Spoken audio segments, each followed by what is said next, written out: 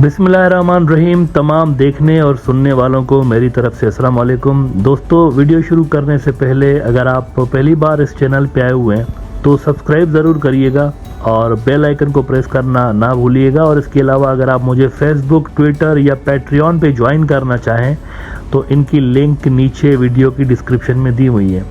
और अगर आप मेरे लिखे हुए बुक्स पढ़ना चाहते हैं तो उसकी भी लिंक नीचे डिस्क्रिप्शन में मौजूद है। पिछले 200 साल से लेकर वेस्टर्न ममालिक ने दुनिया के बहुत सारे हिस्सों के ऊपर डायरेक्टली कब्जा किया और आज तक वो अपनी बर्तरी को दुनिया के ऊपर साबित करने की कोशिश में लगे रहते हैं।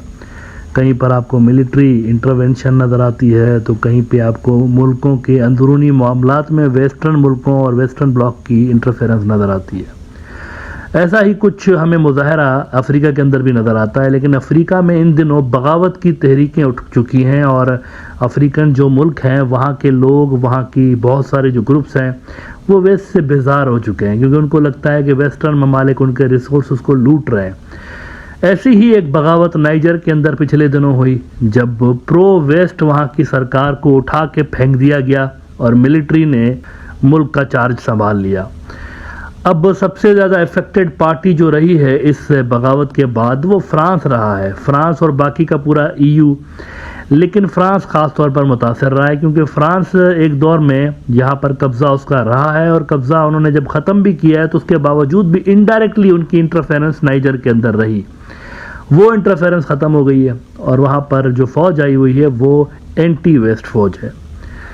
अब अपने इस इन्फ्लुएंस को बरकरार रखने के लिए वेस्ट की जानिब से प्लस अमेरिका की जानिब से इकोवास जो कंट्रीज़ हैं, बहुत सारे मुल्कों का एक ब्लॉक है जिनको इकोवास कहते हैं, उन पे भरपूर दबाव डाला गया है कि आप रेजिस्ट करें, घुसें अंदर, वहाँ पे हम आपकी सपोर्ट करेंगे, मिलिट्री सपोर्ट, फाइनेंशियल सपोर्ट हम करेंगे वेस्ट वाले। आप वहाँ पर घुसें और घुसने के बाद ये जो मिलिट्री जिसने कब्ज़ा किया है उनको उठा के फेंक दें, दोबारा उसी बंदे को, उसी गवर्नमेंट को बिठा दें वहाँ पर जो कि पहले थी।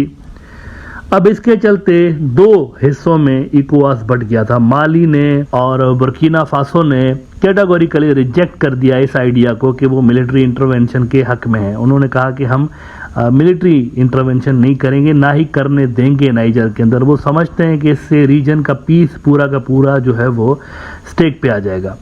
लेकिन इकोवास के ऊपर शदीद दबाव था तो इसके चलते जो रिमेनिंग इकोवास के मुल्क हैं उन्होंने D-Day अनाउंस कर दिया है। D-Day, अब ये D-Day क्या होता है इस पर थोड़ी देर में आपको ब्रीफ करता हूं, लेकिन ज़रा पहले अल जजीरा की ये रिपोर्ट देख लें कि इकोवास defence chiefs agree D-Day for Niger military intervention. The West African bloc agrees to activate standby force as a last resort if diplomatic efforts fail after coup in Nigeria. Simple भाषा में इसका मतलब यह है कि इकोवास के मुल्क कह रहे हैं कि हम मिलिट्री की जो फोर्स है वो यूज़ करेंगे और फौजें घुसा देंगे अगर डिप्लोमेटिक एफर्ट्स फेल हो गए। इस पे एग्री कर लिया उन्होंने। डिप्लोमेटिक एफर्ट्स अभी तक कामयाब नहीं हो रही हैं और इसकी वजह सिंपल सी है क्योंकि इकोवास के ममालिक को पीछे से जो प्रेशर डाला जा रहा है कि मिलिट्री को कहें कि हुकूमत छोड़ दे और दोबारा वही जो गवर्नमेंट है उसको बिठा दे, तो ये तो बात खैर वो मानेंगे ही नहीं ना। अगर मिलिट्री को ये बात माननी होती तो फिर वो क्यों कब्जा कर लेते इक़्तिदार के ऊपर।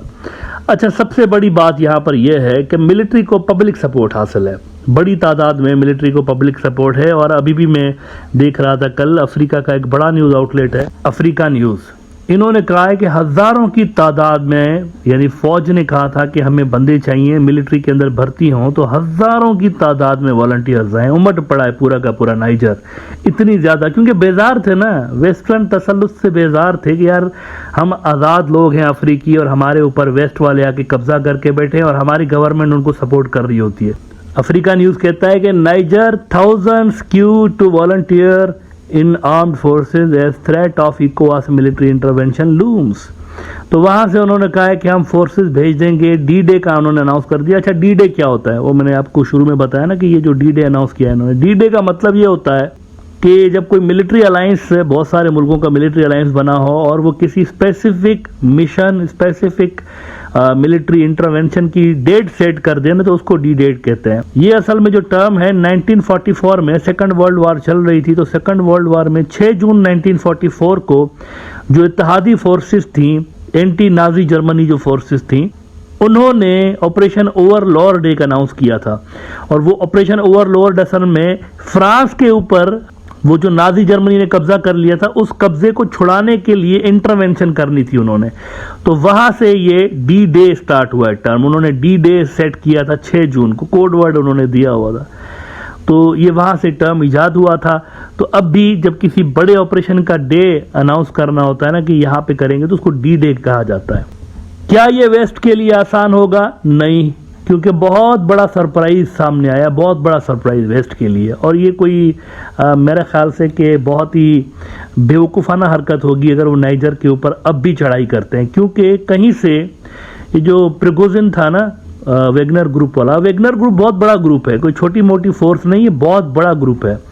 वेगनर ग्रुप का जो चीफ है वो अफ्रीका पहुंच गया है, अफ्रीका पहुंच गया, प्रोबेबली नाइजर से ही उसने कोई वीडियो बयान जो है वो दिया हुआ है अफ्रीका के अंदर। अब वो नाइजर है या कहीं किसी और अफ्रीकी कंट्री के अंदर है, लेकिन अफ्रीका में बैठा हुआ है, अफ्रीका से उसने एक वीडियो बयान जारी किया है और वो कह रहा है कि हमने बड़ी तादाद में हम यहाँ पर रिक्रूटमेंट करने जा रहे हैं और अफ्रीकन्स को हेल्प करेंगे आज़ादी दिलाने में, ये जो वेस्टर्न फोर्सेज उनके पीछे पड़ी हुई हैं इनको हम आज़ादी दिलाएंगे, ये प्रिगोजिन ने कहा है। अचानक से ये नमूदार हुआ है अफ्रीका के अंदर। द गार्डियन ने खबर लगाई हुई है कि Wagner making Africa even more free, says Prigozhin in first post-rebellion video. Person who appears to be mercenary leader seen in desert area saying his group is recruiting. और अल जजीरा ने भी इसको रिपोर्ट किया है। Wagner boss posts first video since Russia mutiny hence he is in Africa. Yevgeny Prigozhin says a mercenary group is recruiting people and will fulfill the tasks that were set. अब देखें Wegener का factor अगर यहाँ आ गया ना तो equation बिल्कुल change हो गई है, यहाँ पे बिल्कुल चेंज हो जाएगी पावर बैलेंस, क्योंकि ऑलरेडी पावरफुल मिलिट्री है वहाँ पर नाइजर की, पब्लिक सपोर्ट उनके साथ है, बड़ी तादाद में उनके पास मैन पावर है। और यहाँ अगर आप देखें इकोवास में सबसे बड़ा अगर मिलिट्री फोर्स आपको कोई नज़र आती है तो वो नाइजर है। अब नाइजर की पार्लियामेंट जो है, क्योंकि सियासतदान जो होते हैं वो मानना पड़ेगा कि सियासतदानों की नब्ज पे हाथ होता है पब्लिक की, सियासतदान पब्लिक को ज़्यादा बेहतर तरीके से समझता है, मिलिट्री वालों से ज़्यादा बेहतर तरीके से सियासतदान समझ रहे होते हैं पॉलिटिशियंस, क्योंकि उनके रूट्स पब्लिक के अंदर होते हैं। तो नाइजर की पार्लियामेंट ने कुछ रोज़ पहले अपनी फौज को इंटरवेंशन से मना किया था, लेकिन ये तो बड़े लेवल की गेम हो रही है, यानी कि इकोवास पूरा कह रहा है कि नहीं मिलिट्री इंटरवेंशन करेंगे। तो नाइजर तो खुद बोको हराम और दीगर इस तरह की जो ग्रुप्स हैं उनके साथ लड़ रहा है, ऑलरेडी प्रॉक्सी वॉर लड़ रही है उनकी फोर्स। तो अगर इंटरनली इंगेज हैं ऑलरेडी वो, तो फिर अगर ये भी फ्रंट खोल देंगे, क्योंकि सबसे बड़ी फोर्स एज ये है नाइजीरिया वाले, तो अगर ये भी फ्रंट खोल देंगे ना तो दोनों फ्रंट्स पे इंगेज हो जाएंगे, अंदर बोको हराम और दीगर प्रॉक्सीज और बाहर वो अपने पड़ोसी के साथ लड़ रहे होंगे। तो मेरे ख्याल से ये कोई फिजिबल ऑप्शन नहीं होगा उनके लिए, ये नुकसानकार हो सकता है उनके लिए बहुत ज़्यादा। और हमने देखा हुआ है कि सीरिया के अंदर बिल्कुल इसी तरह की हमें कई साल पहले सिचुएशन नज़र आई थी कि अक्सर मुल्क जो थे वो बशार अल असद को ओवरथ्रो, वहाँ पर भी यही हुआ था ना, रिजीम चेंज की बात हो रही थी, तो अक्सर मुल्क जो थे बशार अल असद को ओवरथ्रो करने के हक में थे, प्लस अमेरिकन सारा वेस्ट भी हक में था इनके। लेकिन रशियंस जो थे वो बशार अल असद को सपोर्ट कर रहे थे, तो बशार रहा अपनी जगह पे।